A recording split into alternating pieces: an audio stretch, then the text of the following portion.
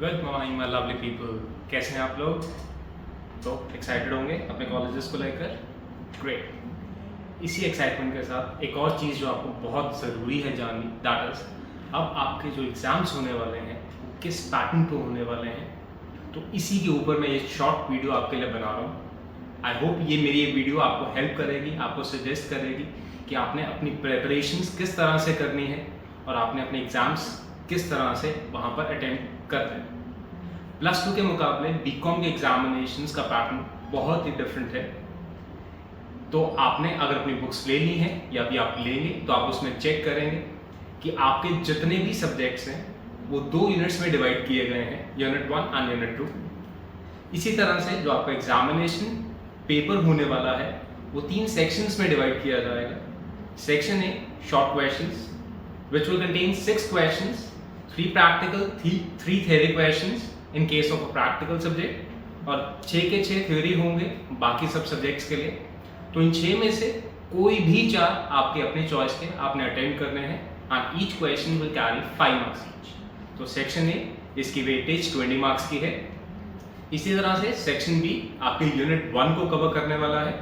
जैसे section A में पूरे सिलेबस में से कहीं से भी आपको क्वेश्चंस पूछे जाएंगे, section B of your exam में यूनिट 1 कवर किया जाएगा which will contain 4 questions, 2 practical, 2 theory questions in case of a practical subject and all the theory questions for all other subjects।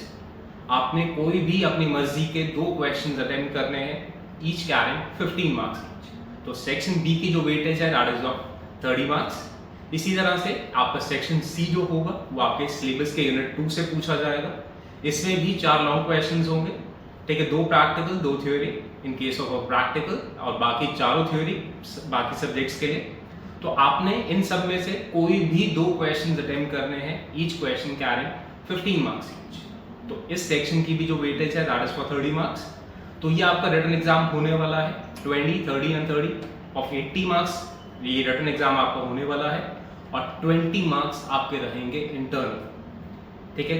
तो मेरी तरफ से एक सजेशन आपके लिए है कि थोड़ी सी अपने कॉलेज टीचर्स के साथ बना के रखिएगा, क्योंकि आपकी ग्रेजुएशन के 20% उनके हाथ, ठीक है। तो ये आपका एग्जामिनेशन पैटर्न है जो कि बिल्कुल डिफरेंट है जैसे आप +2 में किया करते थे।